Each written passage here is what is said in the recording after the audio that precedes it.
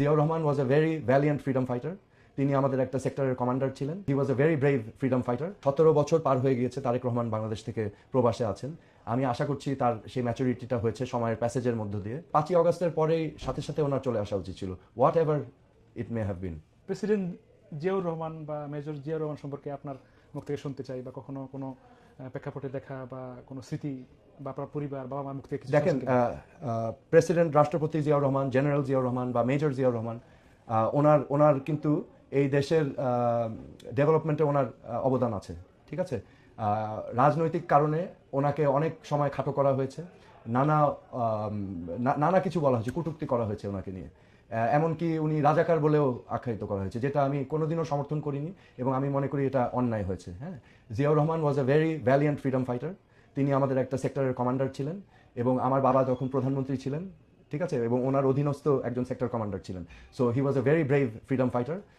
উনি বীরত্বের সাথে মুক্তিযুদ্ধ করেছেন এবং 75 পরবর্তী ওনার ভূমিকা এখন সেটাও হচ্ছে ইতিহাসবিদদের বিশ্লেষণের বিষয় আছে, কারণ এখানে নানা দিক আছে। হ্যাঁ, এখানে যে কোনো এক দৃষ্টিকোণ থেকে দেখাটা ঠিক হবে না। এখন ওনার মোটিভেশন কি ছিল, উনি কি চেয়েছিলেন, ওনার দিক, ওনার বিবেচনা, উনিও দেশপ্রেমী ছিলেন, ঠিক আছে। So he took his steps. এখন ওইটার ভিকটিম অনেকে হয়েছে, হয়তো আমরাও হয়েছি, বাট একটা হিস্টোরিক্যাল ইভেন্ট আমাদের অ্যাসেস করতে হবে কিন্তু অবজেক্টিভলি, রাইট? তো সব পার্সপেক্টিভ থেকে দেখতে হবে। তো আমি ব্যক্তিগতভাবে মনে করি উনি একজন বীর মুক্তিযোদ্ধা ছিলেন এবং আমার মতে দেশপ্রেমিক ছিলেন। উনি ওনার দিক থেকে দেশের ভালো চেয়েছেন। আচ্ছা, রাজনীতিবিদরা তো আসলে রাজনীতি নিয়ে কথা বলবে, সেজন্যই প্রশ্ন করা যে বিএনপির ভবিষ্যৎ রাজনীতিতে কোন দিকগুলো বেশি সংস্কার প্রয়োজন বলে আপনি মনে করেন? এই চলমান রাজনৈতিক সংস্কৃতি থেকে বেরিয়ে আসতে হবে বিএনপির, রাইট? ব্রেক ফ্রি করতে হবে। আমি আশা করছি জনাব তারেক রহমান ওই দিকে দৃষ্টি দিবেন, যে একটা নতুন রাজনীতির দিকে নিয়ে যাবেন এবং উনি হয়তো চেষ্টা করলে একটা নতুন দৃষ্টান্ত সৃষ্টি করতে পারেন, হ্যাঁ, নতুন প্রজন্মের জন্য। কারণ আমাদের হাতে অপশান নাই আর বেশি, আমাদের হাতে খুব সীমিত অপশানস এখন। এবং আমি বিশ্বাস করি উনি যদি মনোনিবেশ করেন এবং চেষ্টা করেন, he can create an example, একটা নতুন ধারার রাজনীতি সৃষ্টি করতে পারেন এবং যেটা মানে যুগান্তকারী একটা কাজ হবে। আচ্ছা, মানে তারেক রহমানকে নিয়েও তরুণদের মধ্যে দুরকম মত আছে, পজিটিভ বলি বা নেগেটিভ বলি অতীত বর্তমান নিয়ে। এই বিষয়ে আপনি কি বলবেন, আপনার মূল্যায়ন কি ব্যক্তিগতভাবে? রাজনীতি করলে তো অনেক কিছুই মোকাবেলা করতে হয়। তারেক রহমান 2001 থেকে 2006 সাল যখন বিএনপি ক্ষমতায় ছিল, সেই সময়কার কিছু আলাপ আলোচনা আছে। হ্যাঁ, তো সেই দিকগুলো বিবেচনায় নিতে হবে ওনার এবং ওটাকেও অ্যাড্রেস করতে হবে, কারণ সেটাও মানুষ কিন্তু মনে রেখেছে। এবং হয়তোবা সময়ের প্যাসেজ অফ টাইম অলসো আমাদেরকে ম্যাচিওর করে। তো 17 বছর পার হয়ে গিয়েছে তারেক রহমান বাংলাদেশ থেকে প্রবাসে আছেন।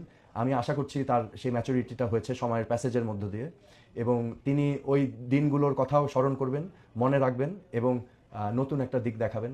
তাহলে হয়তো একটা যুগান্তকারী কিছু হতে পারে বাংলাদেশে। আচ্ছা, দ্রব্যমূল্য, দুর্নীতি, নিপীড়ন, এসব ইস্যুতে বিএনপি কি সত্যি জনগণের বিশ্বাস অর্জন করতে পেরেছে বলে মনে করেন? এখন সেটা তো নির্বাচনে বোঝা যাবে, কিন্তু এখন আবার নির্বাচনটা এমন হয়ে যাচ্ছে যে ওই যেটা বললাম, যে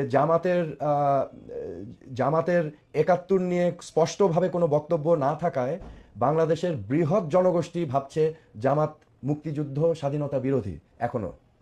যার ফলে যেহেতু আওয়ামী লীগ মাঠে নেই, এখন সমস্ত ভোট চলে যেতে পারে বিএনপির কাছে, কারণ তারাই একমাত্র এখন স্বাধীনতার পক্ষের শক্তি। আবার জামাত ভাবছে যেহেতু আওয়ামী লীগ নেই এবং বিএনপি হচ্ছিল আওয়ামী লীগের সবচেয়ে বড় শত্রু, সে ভোটগুলো পেয়ে যেতে পারে। কিন্তু আমার ধারণা এটা বিপরীত হবে, স্বাধীনতার পক্ষের শক্তি যাবে বিএনপির সাথে। সো এটা একটা অ্যাডভান্টেজ বিএনপির আছে এবং ভবিষ্যতে কি করতে পারবে সেটা তো ভবিষ্যতই বলে দিবে। কিন্তু এখন জনাব তারেক রহমান বাংলাদেশে ফিরে এসে যদি ওই নেতৃত্বটা দিতে পারে, তার সংগঠনকে যদি গুছাতে পারে এবং সেই কনফিডেন্স যদি মানুষকে দিতে পারে, তাহলে আমি মনে করি বিএনপির জন্য জোয়ার চলে আসবে। আচ্ছা, এটা আপনি লক্ষ্য করেছেন কিনা যে তারেক রহমানকে নিয়ে এখন একটা সমালোচনা যে 5 আগস্ট হয়ে গেল, তিনি তো পরের দিনে দেশে আসতে পারতেন, বা 1.5 বছর হয়ে গেল এখনো দেশে আসছেন না বা আনা হচ্ছে না, মানে এটা সমালোচনা নাকি সচেতনতা, আপনার কি মনে হয়? এখন আমি বিশ্বাস করি যে 5ই অগস্টের পরেই সাথে সাথে ওনার চলে আসা উচিত ছিল, what ever it may have been, what ever consequence, ঠিক আছে, চলে আসা উচিত ছিল। সো আমি মনে করি এটা একটা মিসক্যালকুলেশন হয়েছে। সো এখন অতি সত্বর চলে আসা প্রয়োজন, এটা যদি বিএনপির পার্সপেক্টিভ থেকে আমরা চিন্তা করি, এবং একেবারে অত্যাবশ্যক হয়ে গেছে।